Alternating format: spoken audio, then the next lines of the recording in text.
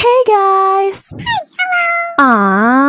Aku Damelia dan aku akan membuat belajar kamu jadi lebih mudah dan happy. Ayo subscribe. Oke. Terima kasih. Enjoy videonya. Halo teman-teman, kembali lagi di video lanjutan kita mengenai jaringan 4G. Nah, di sini kita akan membahas kriteria basic ke dalam jaringan si 4G.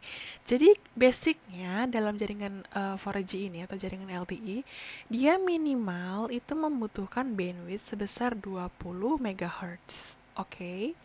Jadi minimal banget dia membutuhkan 20. Kalau bisa lebih supaya lebihnya begini. Kalau bisa lebih supaya lebih bagus gitu ya. Nah, kemudian untuk target-target yang akan dicapai oleh si LTE itu apa aja sih? Nah, pastikan dalam pembentukan jaringan perlu target dong ya kan? Gak mungkin jaringan itu dibuat tanpa dia memerlukan target.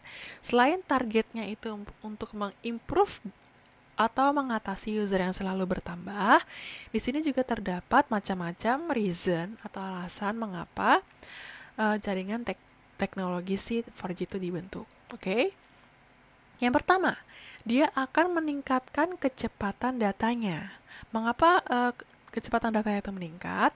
Karena seperti ini, kecepatan datanya itu, kalau misalnya kita menggunakan downlink, dia akan mensupport sebesar 100 megabit per second. Oke, dengan menggunakan 20 MHz tadi. Nah, kalau misalnya yang uplink, dia akan mensupport hingga 50 megabit per second. Dan ini juga kecepatan data yang lumayan besar ya, teman-teman. Nah, dia juga menggunakan 20 MHz. Kemudian yang kedua apa? Yang kedua, dia akan meningkatkan bitrate-nya. Oke, dan dia akan mengimprove atau meningkatkan efisiensi spektrum. Nanti ini kita akan bahas ya apa sih efisiensi spektrum. Kemudian si 4G juga ingin mengimprove latensinya, jadi dia akan berusaha untuk mengurangi latensinya. Nah, which is latensinya ini digunakan itu di bawah 5 milisecond. Pokoknya dia selalu berusaha supaya latensinya itu di bawah 5 milisecond. Nah, jaringan 4G ini kan masih ada latensinya atau delay-nya.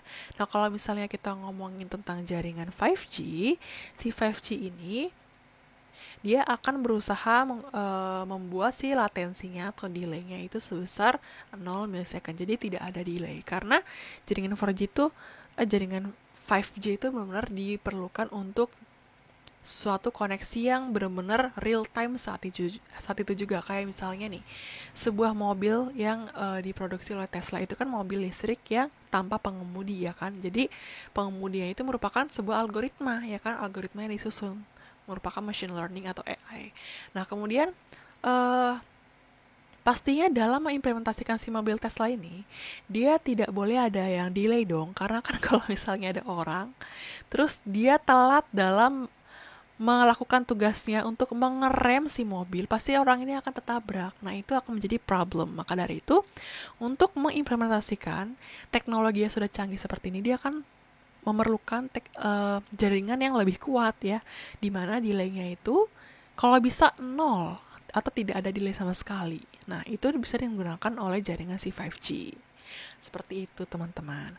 Nah, untuk mengimprove jaringan yang menggunakan 5G ini, dia minimal bandwidth yang dipakai adalah 60 MHz. Beda dengan si 4G. Kalau 4G 20. Nah, kalau di sini bisa berkali-kali lipatnya. Jadi itu semakin besar sekali bandwidth yang dibutuhkan. Karena apa? Karena dia juga mensupport delay yang 0. Alright?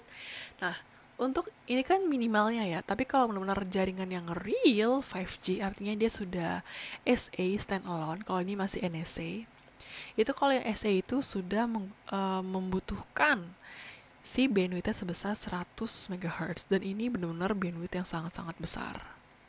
Oke, karena yang diperlukan juga jaringan yang sangat-sangat penting gitu kan, yang tidak memerlukan delay sama sekali.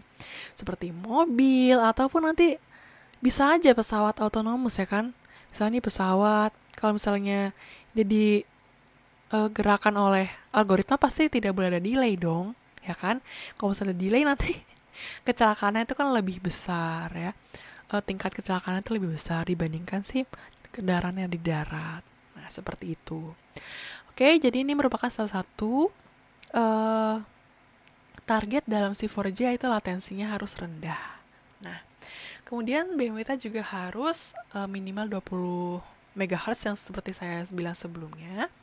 Dan dia akan meredus atau mengurangi capex dan yopex-nya supaya si operatornya itu lebih untung. Jadi produksinya itu didikitkan ya, dipres, disederhanakan, tetapi dia menghasilkan keuntungan yang lebih banyak seperti itu. Kemudian dia juga akan memaksimumkan konsumsi power, dan terminalnya. Jadi dia akan memaksimumkan supaya dia lebih berguna atau lebih menjalankan jaringannya itu lebih baik gitulah ya. Supaya si latensinya itu bisa di bawah 5 milisecond. Kemudian untuk ini latensinya ya, supaya yang tadi sudah saya bilang bahwa dia harus kurang dari 5 milisecond. Nah, kemudian si throughputnya ya. Throughput itu merupakan banyaknya data yang benar diterima oleh user. Jadi kan kalau misalnya sumber ingin mengirimkan ke user, pastikan ada data yang diterima dengan benar ya kan, tanpa terjadi kesalahan.